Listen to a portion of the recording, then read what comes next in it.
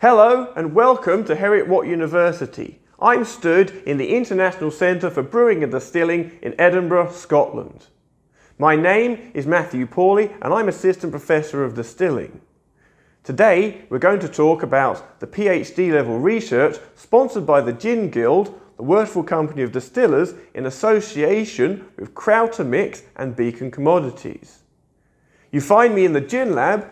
This is a Scottish Botanical Library, and today we're going to be talking a bit more about the research. Right, let's crack on, shall we?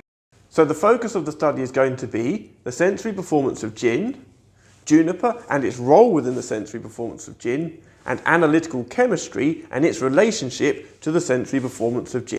So progress to date, we're looking at juniper berries, looking at different regions. We've got a method of sensory performance analysis, and we have some preliminary data from that. And we've also got the analytical chemical methods to look at the profile of the gin and some results and some scores. So let's crack on to the first bit of research. So we took juniper berries from different regions and distilled them off individually. We distilled them at lab scale, but kept it industrially relevant by distilling them exactly in the same way as you would do a commercially available gin. We took those distillates and we ran them through what's known as quantitative analysis. This means we can take the different regions and see exactly what the levels of different compounds are within the distillate. We produced what's known as a heat map. So if we look at the figure, and if you can see with the heat map, the lower levels are represented by a green colour and the higher levels are sort of orangey to red. And this allows us to see the different levels of the compounds just by looking at the heat map. So as you can see, there are some interesting trends. We've organised them according to latitude, from the furthest north to the furthest south. And we do know that certain plants, such as hops, have a preferred latitude. But at this point, I'm going to be cautious and say that this is tentative data and requires further investigation. Our next research concerns commercially available gins. And we took 8 gins that were available through some of the larger supermarkets and compared them against each other using what's known as a qualitative technique. And this allows us to tentatively see the presence or absence of compounds within those gins. We then use peer-reviewed literature to look up what the scents or smells of those particular compounds should be, theoretically. We were then able to identify 92 different compounds. And from those 92 different compounds, we were able to build up a profile. And each of the gins were compared against each other against that profile. So, by grouping together the different smells from those compounds, we were able to give another heat map based on the results of that analysis. Again, we produced what's known as a heat map, so you can see where those different commercially available gins score within the compounds of juniper, citrus, spicy and earthy. Looking at the results, you can see there are trends towards earthy characteristics across most of the gins. Also, reassuringly, juniper scores quite highly. Then it's going towards citrus characteristics, finishing up with spicy characteristics at the end. I'm unable to reveal the identity of the gins involved in the study, but suffice to say, these results make sense knowing which gins are involved and the characteristics are being observed. Let's think about gin sensory for a minute. I'm sure you're familiar with triangle tests with the 3 glasses, or A and not A tests with the 2 glasses, one next to each other. And what you're doing is you're looking for similarities and differences. What if we were able to do multiple gins all at the same time and group them according to similarities and differences, and then use that data to build up a map of human perception of those gins? Napping is the technique we're using to do just that. So napping, from the French word napkin, asks us to organise the samples according to similarities and differences. We take the samples and really similar samples are placed close together on the napkin. Really different samples are spread out and put to different sides of the napkin. Samples are similar but also different can be put on the same side of the napkin but in a different half. If you look at the figures, that gives you an idea of that relative positioning. We can use the positioning of the samples to generate an XY coordinate.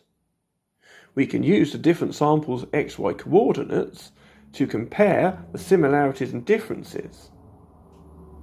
By using statistical analysis, we can remove panelists that are not performing correctly, cleaning the data and adding additional meaning. So now for some more detail. If you've ever spoken to a statistician, they love more detail. More granular detail adds more kind of depth and power to the data being produced. So now what we do, having established the position of the gin on the napkin, we ask the panelists to add their own observations. So these could be like sensory observations around a particular character to add additional detail. As you look at the example in front of you, it gives you a bit of the idea of the sheer complexity of the data of the observations we can collect. So that fruity citrus characteristics in the top left-hand corner can be assumed that the fruity characteristic is closer to citrus than, say, a berry, which may see the positioning put on the other side of the napkin. If you look at the bottom of the napkin, you see we've got spicy characteristics on two samples, but the spicy characteristic on the left is closer to in intensity to the fruity citrus, whereas the bottom right-hand corner is much more intensely flavoured, so it gives it its own very own corner. So this gives us an idea of how things can be the same and also different, and the relative differences. And this is why it's important that we take in the positioning of the samples relative to each other. It's quite exciting, really. A lot of this relative positioning is actually done subconsciously. Our panelists are going to be asked to do this process for both smell and then taste. This gives us an extra level of detail around the differences between the perception of smell and then the perception of taste of these particular gin samples. So here we have some results, and you can see we've now got the average position throughout the entire panelists. And you can see we've grouped some of the samples, or rather the panelists have grouped some of the samples together according to the similarities and differences. And I deliberately chose gins that I knew on some level would be very, very different, and some that were very, very similar. Some of the gins were made at the same distillery. Some of the gins were made with a very, very similar recipe, but with a slightly additional botanical. So what we're able to do is to see the relationship between the different gins based on human perception. And looking at the smell, it's very reassuring that it's exactly as I would have expected, and the grouping of the stuff to the left being quite spread out and quite different, and then the grouping to the right with the samples being quite close together. We then took the labels that the panelists affixed to the gin samples. We took those labels and we broadly characterised them into 4 characteristics. Just as we did with the analytical chemistry results, we characterise them as juniper, citrus, spicy and earthy. We can see from the observations for smell, we have strong signals for citrus, strong signals for earthy, then followed by juniper, and then latterly spicy. So looking now at the naps for taste, we can see a much wider spread distribution of the results of the average position, and there is still some grouping, and it's interesting to see that the different gins have been positioned slightly different relative to each other between smell and taste. And what we'll do is, before we finish today, I'll do a side-by-side comparison between smell and taste. So looking now at the sensory observations from the nap for taste, we can see we have strong results for citrus, strong results for earthy, and then juniper, and then finally spicy. But before we finish the presentation today, we'll do a side-by-side comparison so you can see the difference between the perception of smell and the perception of taste. Looking at the grouping between smell and taste on the nap there, you can see that actually the grouping is fairly similar. One or two of the gins have moved further away from the grouping, so 720 is out on its own, and then 672 is not far behind, but we can see on the taste that 672 is much more closer with the rest of the gang. So it's interesting to see the differences and similarities between smell and taste there. So looking at the sensory observations and comparing smell to taste, it's interesting that we get much higher scores, many more descriptors used for smell than for taste, and that would hold true because generally as humans we conceive things through smell more than we do through taste. Looking at the two together, you can see that we roughly follow the same trend of higher scores for citrus, then earthy, then juniper, and then spice. So that's interesting to see the similarities and differences in the way that we perceive smell versus taste. Okay, ladies and gents, one last heat map comparison, and by now you're going to be experts at reading heat maps.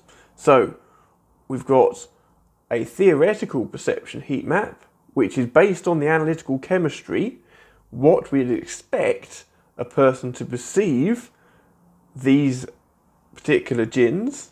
And then we've got the total perception, including taste and smell, for the gins by real-life human flesh and blood people.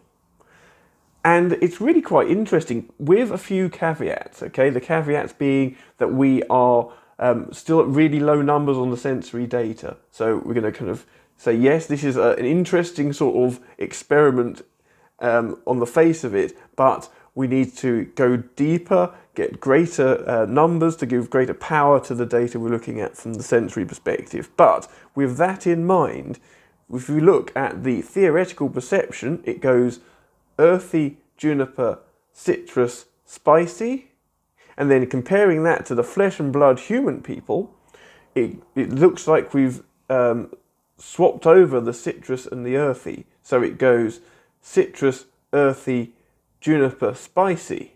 So there are some really interesting stuff going on there, and really watch this space, and that'll be something we'll be looking into in greater depth as the study sort of comes to further conclusions. So what are the next steps for the research? I'm going to try the sensory panel again with more panellists and hopefully more responses.